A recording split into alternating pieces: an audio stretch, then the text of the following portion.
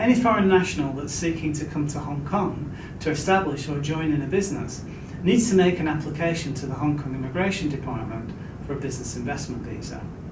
Now, the business investment visa is arguably one of the hardest tests to pass when it comes to Hong Kong immigration, because the Immigration Department apply an approvability test to this particular visa type,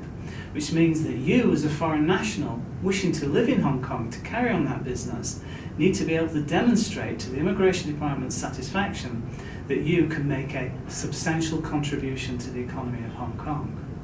Now, going about demonstrating that you can make a substantial contribution to the economy of Hong Kong means that in the context of your business plan, you need to be able to show, firstly, that you have the potential to create local employment opportunities. Not straight away, but certainly within the first 6 to 9 months, there's an expectation that at least one job will be created that will be available to local people. Secondly, you need to have business premises that are suitable for the business. The idea being that if you plan to run this business in Hong Kong from your kitchen table or your spare bedroom, then this is arguably not a good place for your local employees to report to in due course when they start doing their work for you. Therefore, you do have to have suitable business premises. Now, you can start off, for example, with a co-working space or a virtual office, but in due course, the idea that you can somehow run your business from premises ultimately on the dirt cheap, or indeed without any formal investment in suitable business premises, will mean that your application is arguably slated for failure. So that's the second leg of the approvability stool. The third leg of the approvability stool breaks down into two parts. Both are resources, which have cash resources and non-cash resources. Literally, the million-dollar question for Hong Kong investment visa is how much cash should you really be showing to the Immigration Department?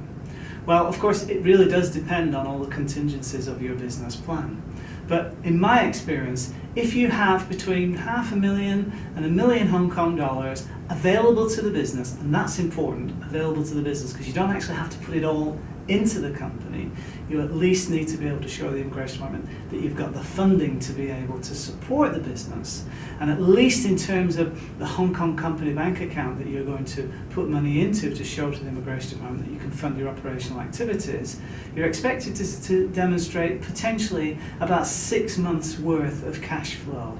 So if you can put that much money into your Hong Kong company bank account, and it doesn't have to be by way of share capital, it can in fact be indeed loan capital if that's what you prefer, but in addition to the 6 months worth of operating cash that you put into the company bank account, you need to show that you've got the remaining cash available to you, standing in your own name. They've got to be readily accessible funds, so having a property that you might need to sell typically won't pass muster with the department. But if you've got anything that's reasonably convertible into cash in the short notice, then that's going to suffice for the purposes of the cash element of the resources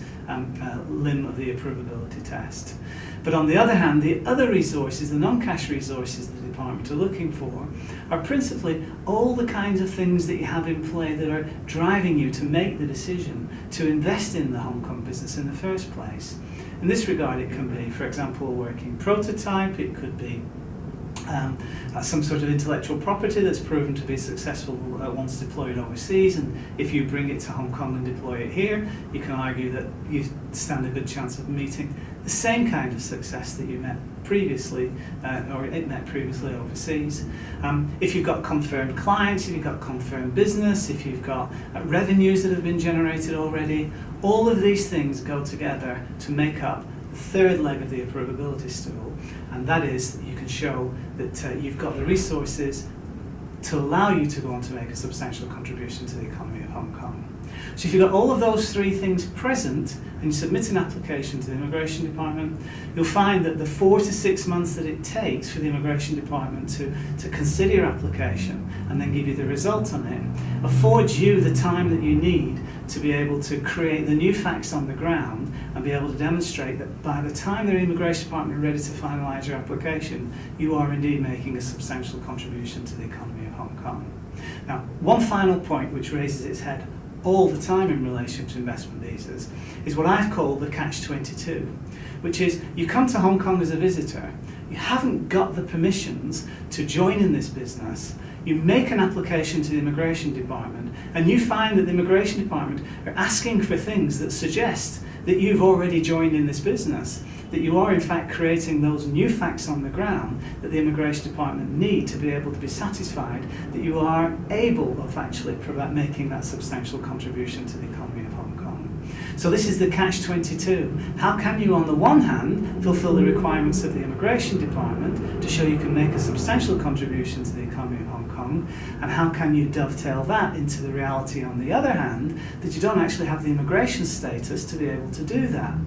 The way it works is the Immigration Department understand this problem, and therefore, because they don't want to throw logs at the feet of entrepreneurs, they effectively engage in a kind of no ask, no tell policy, whereby so long as you have an application in the system, they will effectively close their eyes to any prospective or indeed actual breach of conditions of stay, because in the final analysis it's the Immigration Department ultimately determine whether they should prosecute for breach of conditions of stay, and when they can see that you've empowered them to take a view as to your particular investment activities in Hong Kong, even though you've got a visitor visa, so long as you've got an application in the system, in my experience of 20 years of practicing Hong Kong immigration law, the Immigration Department forbear to prosecute. So the final message is you can make an application whilst you're in Hong Kong as a visitor, creating new facts on the ground. The Immigration Department will effectively enable you to do that whilst not actively and positively endorsing you to be able to do it.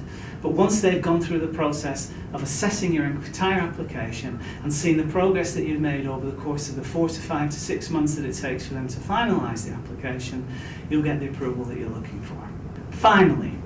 everything that you need in order to work efficiently and effectively and constructively on a Hong Kong investment visa application is available on our website 100% free of charge. You can find it at hongkongvisahandbook.com.